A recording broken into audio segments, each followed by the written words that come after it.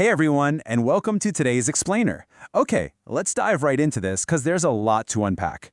Right now, we're literally seeing AI models double their compute capabilities every 6 months. It's a completely staggering pace of advancement. And because of that, we're watching what is arguably the single most significant technological race in modern history unfold right in front of us. It's a fierce, high-stakes battle for global supremacy in artificial intelligence, and it's primarily boiling down to a clash between the United States and China. Today, we're going to break down exactly how this race is being viewed at the very highest levels of government. Specifically, we'll be looking at a recent congressional hearing where lawmakers sounded the alarm on this exact competition. So, the massive, central question we're exploring today is simply this: who will actually command the future of AI? This isn't just some abstract technical question for software engineers anymore. No, this is a high-stakes geopolitical narrative. Recently, U.S. lawmakers and expert witnesses got together to frame this exact narrative, and they delivered a very clear warning to Congress. The United States absolutely must establish the next technological edge. Their argument is that the next revolution in artificial intelligence simply has to happen in America rather than China. Just listen to the title of this recent hearing, because it really sets the stage for how Washington is viewing this whole race right now. It was called AI and the American Dream, Promoting Innovation, Affordability, and American Dominance. Pretty intense, right? Now, what we really want to observe here is the framing of the discussion. Competition with China was absolutely front and center. But what's really fascinating is that during this hearing, lawmakers displayed a massive level of bipartisan support. We saw politicians from totally different sides of the aisle coming together with a unified, stated goal, which is retaining America's lead in the AI field. In this explainer, we're going to impartially look at exactly what they argued. All right, that brings us to our first major theme: security and the high ground, examining the threats. Let's look at a statement from Tim Scott, the chairman of the U.S. Committee on Banking, Housing, and Urban Affairs. He told the committee, cybersecurity and national security must be taken seriously. The United States cannot afford to let China or any other adversary gain a technological edge in artificial intelligence. And this brilliantly illustrates the incredibly serious, urgent tone that lawmakers are adopting right now.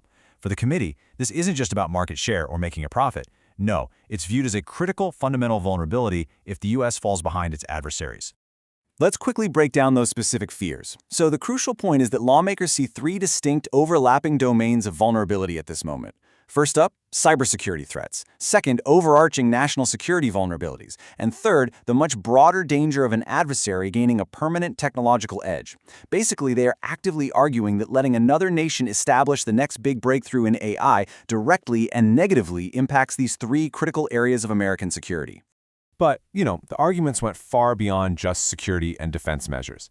And that leads us to our next theme: setting the world's economy, the stakes of leadership. We can see this perspective vividly in a statement from U.S. Senator Jim Banks, a Republican from Indiana. He told the hearing, "No contest matters more for America's future than to beat China in artificial intelligence. The nation that leads in AI will set the terms of the world's economy and command the high ground in military power." Now, what's really interesting about this perspective is the absolute magnitude of the stakes he places on this race. For Senator Banks, and honestly for everyone echoing his sentiments at the hearing, there is literally no contest that matters more for the future of the country. Deconstructing that statement, we're really looking at a twofold supremacy argument here.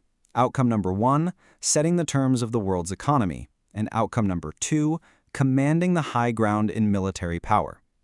I want you to just pause for a second and really think about the immense weight of those 2 pillars. These lawmakers are essentially arguing that artificial intelligence is the foundational tool that will dictate the entire future balance of global economic wealth and military dominance. It's like the ultimate key to global power. That is exactly why they are sounding the alarm so incredibly loudly. All right, stepping back from the immediate political rhetoric, we face a broader reality. Section 3. 2 divergent AI approaches, the Great Schism. As noted by analysts who are watching this great AI schism unfold, the United States and China have historically pursued fundamentally different paths to AI development. Let's move forward and see how this builds our understanding of the geopolitical divide.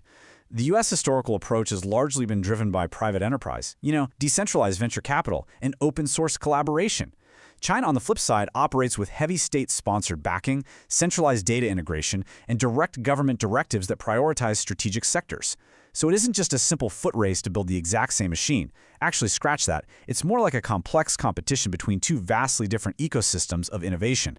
The core argument presented to Congress was that the United States must ensure the next chapter of responsible innovation is written in America, while clearly acknowledging that the Chinese approach is distinct and highly competitive. Which leaves us with the ultimate question as we wrap up today's explainer. As these historically divergent approaches collide on the world stage, who will write the next chapter of responsible AI innovation? It's a high-stakes question that Congress is aggressively demanding be answered with America, all while acknowledging the immense ongoing push from China. This great AI schism is absolutely going to impact all of us, so we really need to keep an eye on how these two different paths evolve, because the outcome, as we've seen argued today, will shape our global economy and security for decades to come. So what do you think? Who will ultimately write the next chapter?